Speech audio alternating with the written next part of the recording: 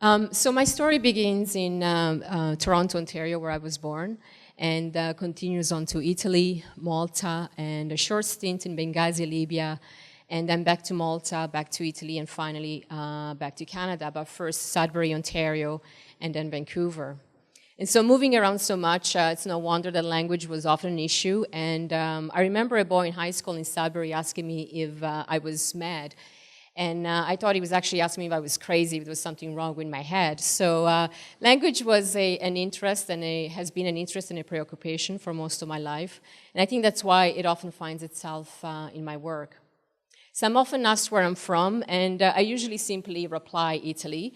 And I often get back, you must be a good cook, which is a really annoying response, but my answer itself is really simple, but because it's hard to, the reality is complex and it's hard to reply in any other way.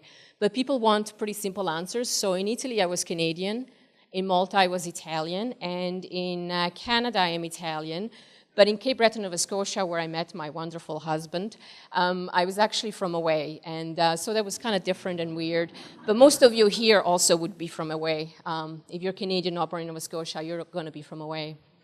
So I came to Vancouver in the early 80s as a teenager, and fitting in was pretty hard, but yeah, the Italian kids were born in Canada, and the Italian community was pretty steeped in its old ways. So really it wasn't until my early 40s that I felt like I fit in and I adjusted.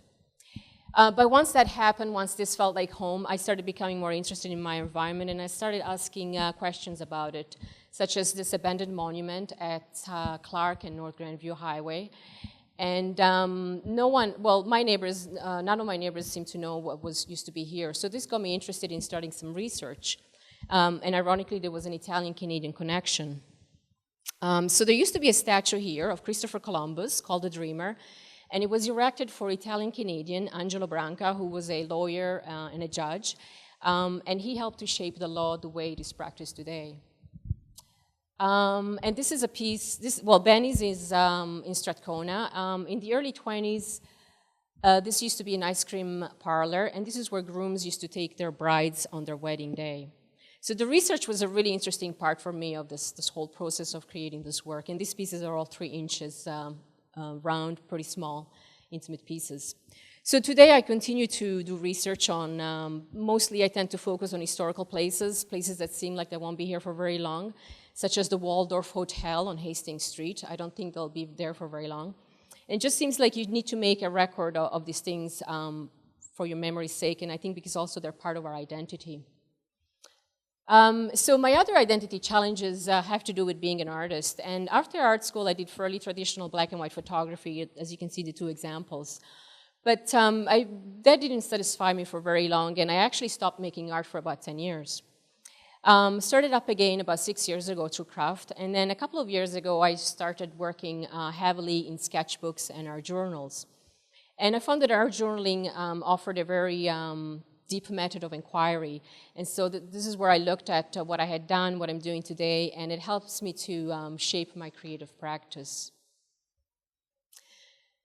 So this is an example of a art journal spread.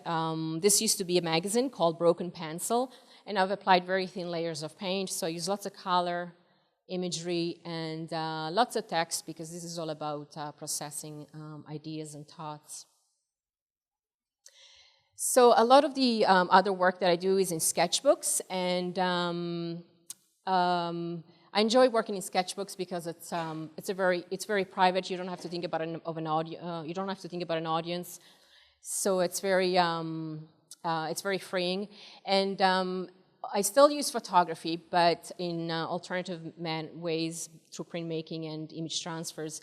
And through sketchbooks, I discovered that I enjoy using paint, enjoy using lots of color, which I didn't do in my photography, and also enjoy drawing.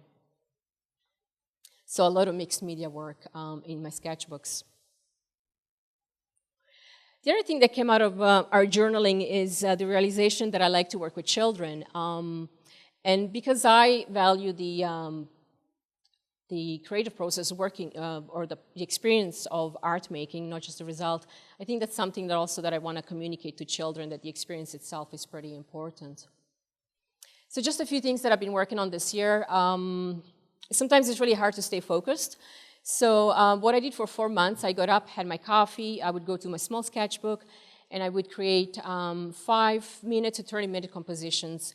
And at the end of it, I ended up with a sketchbook full of reference ideas. This is a craftivist piece. It's work in progress, installed on North Grandview Highway at Commercial Drive. Activism is the priority here. Craft is the tool, embroidery. And what I like about this work is that my environment is my gallery, and that it allows me, craftivism allows me to add my voice to issues that I care about. This is where I go as a mail art project that I launched this year. So for this project, I'm receiving postcards from all over the world, handmade postcards, original postcards, from artists as well as non-artists. And I'll be exhibiting these postcards in November at Britannia Art Gallery. And what I like about mail art is that it's a very inclusive movement. So if there is a thread that runs through my work, it is process, inclusivity, and alternative art forms. And I think those are all related to my experience of change or having to deal with change.